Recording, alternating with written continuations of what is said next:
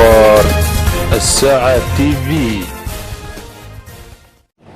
يطلع الشباب بدور هام في مواجهة التغيرات المناخية، ولذلك يسرني جدا أن أقدم لكم ممثلة عن الشباب المغربي الآنسة مريم موهوب، والتي أدعوها لأخذ الكلمة أمام الجلسة للحديث عن مستقبل كوكبنا.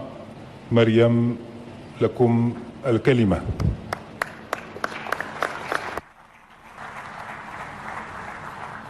Your Majesty, Mr. Secretary General, Mr. President of the General Assembly, السيد الأمين العام، السيد رئيس الجلسة، السيدات والسادة أصحاب المعالي، الوفود الكرام. اسمي مريم وأنا في عمر 16. ولدت منذ 16 سنة هنا في مدينة مراكش، هذه المدينة الخلابة التي تشرفونها بحضوركم، وفيها ملتقى الطرق بين إفريقيا جنوب الصحراء وشمال إفريقيا، وأيضا ملتقى الديانات والثقافات ضاربة بعمقها في التاريخ ومنفتحة على العالم.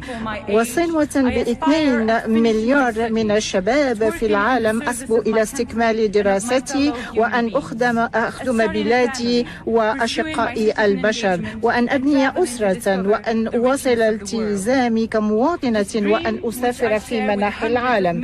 هذا الحلم الذي أشاطر إياه ملايين الأطفال في العالم من مختلف المعتقدات والأصول قد يصبح كابوسا أو أمرا واقعا بالنسبة لجيلي وأجيال مقبلة. ومن بين البيانات والأرقام المتوفرة لنا تبين هذا التحدي. حسب لجنة حقوق الطفل التي تتكون من خبراء دوليين مستقلين، فإن التلوث قد قضى على 600 ألف طفل دون سن 5 بحلول عام 2013.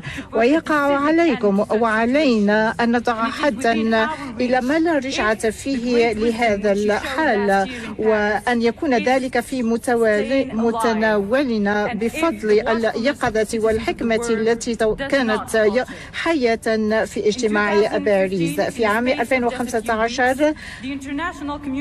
فإن المجموعة الدولية قد اعتمدت الأهداف الإنمائية المستدامة واتفاق باريس راسمة الطريق لتحول إيكولوجي عادل وتضامن حيال الدول الأكثر هشاشة، خاصة الدول الجزرية والدول الإفريقية. يمكنكم ويمكننا جميعا أن نجعل أحلامنا أمرا واقعا. يمكنكم ويمكن لنا أن نتجنب الكارثة تقضي علينا جميعا إذا احترمنا تنوع البيولوجي. لا توجد حلول بل قوى دائمة الحركة، وهذه القوى سنولدها نحن، وهذا ما قاله أنطوان دو سانت إكزوبيري. هذه القوى مجتمعة هنا في مراكش ويقع عليكم أن تحركوها. شكرا.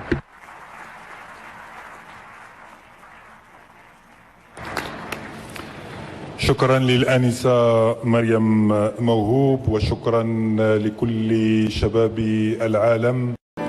قبل ما تخرجوا ما تنسوش تابوناو في لاشين يوتيوب وبارطاجيو الفيديو مع أصحابكم في مواقع التواصل الاجتماعي، وما تنسوش ديروا جيم.